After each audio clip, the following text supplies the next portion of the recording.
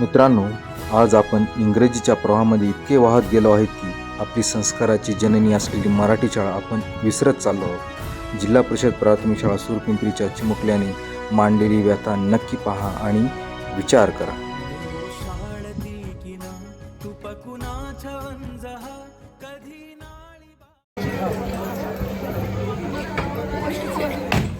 ए गधड्यांनो, खाली बसा. शाळा आहे का भाजी मंडई? गुरुजी, मंडई मला तर आठवलं. कोथिंबीर काय भाव चालू आहे हो? आईने विचारलं होतं. अरे मी इथे ज्ञान वाटायला आलोय आणि तुला कोथिंबीर सुचते? बस खाली. आज आपण व्याकरण शिकणार आहोत. व्याकरण? सर, कुठल्या नवीन वेब सिरीजचं नाव आहे की काय? अमेझॉनवर आहे का नेटफ्लिक्सवर? अगे नटी, व्याकरण म्हणजे ग्रामर, मराठी भाषेचा पाया. बरं गण्या, एखाद्या उठ. काय झालं सर? सुट्टी झाली का मधली सुट्टी? अरे अजून शाळा भरलीच नाही तर सुट्टी कसली? मला सांग, काळ किती असतात? सर, काय तर दोनच असतात. एक म्हणजे दुष्काळ आणि दुसरा आमच्या बापाचा सायंकाळचा मूड. अरे हो का? मग भविष्यकाळ कशाला म्हणतात? सर, मी सांगतो. जेव्हा आपण लग्नात बुके खायला जातो आणि तिथलचे गुलाबजामुन संपलेले असतात, तेव्हा जी आपली अवस्था होते ना, त्यालाच म्हणतात भविष्य काळा. देवा, कुठून हे नमुने गोळा झालेत? बरं, आता मी एक म्हण सांगतो, तुम्ही त्याचा अर्थ सांगा. आती तिथे माती. सर, सिंपल आहे. जिथे जास्त मेकअप थोपला तिथे तोंडाची माती होते. हे पांड्या उठ.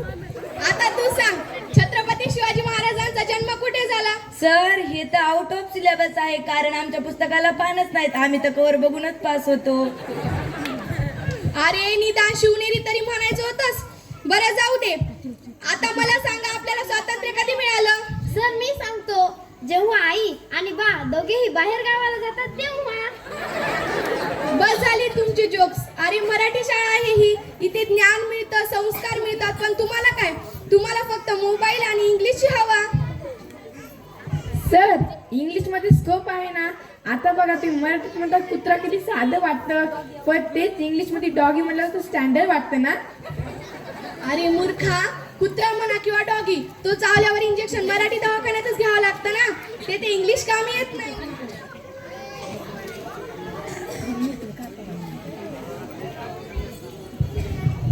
आत येऊ का गुरुजी? या ना काका.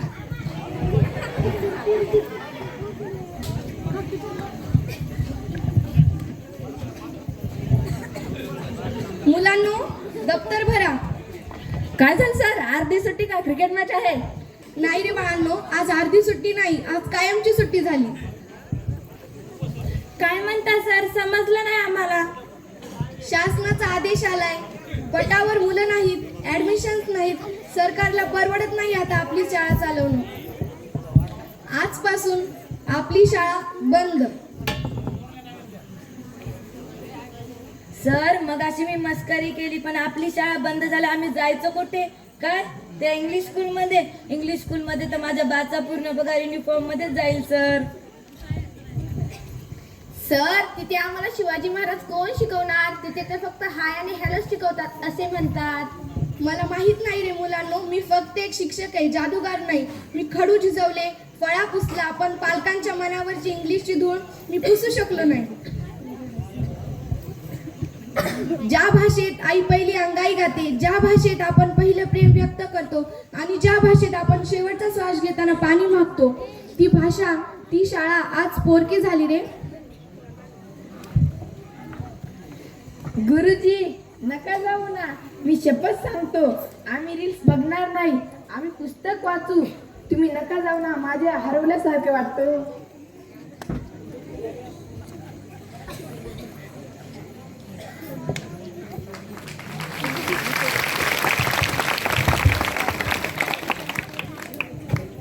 मित्रांनो, मगाशी तुम्ही हसलात, पण आता विचार करा, त्या तोडक्या मोडक्या इंग्लिश शाळेच्या नादाला लागून आपण आपली सोन्यासारखी मराठी शाळा मोडतोय. इंग्लिश शिका, पण मराठी शाळेचा गोळा घुटू नका. घराघरात जोवर संस्कृती आहे तोवरच आपली मराठी जिवंत आहे. पुढच्या वर्षी तुमच्या मुलाचं नाव एखाद्या कॉन्व्हेंटमध्ये नाही तर आपल्या जवळच्या मराठी शाळेत नक्की टाका, कारण शाळा वाचली तर आपण वाचू. शाळा वाचली तर संस्कृती वाचेल. मित्रांनो, हा व्हिडिओ केवळ मनोरंजनासाठी नाही तर एक चळवळ आहे. आपल्या मायबोलीचा अभिमान जपा आणि मराठी शाळांना बळ द्या. आमचा हा छोटासा प्रयत्न आवडला असेल तर चॅनलला सबस्क्राईब करा आणि हा व्हिडिओ प्रत्येक मराठी घरापर्यंत पोहोचवा. धन्यवाद. जय जय महाराष्ट्र माझा, जय जय महाराष्ट्र माझा.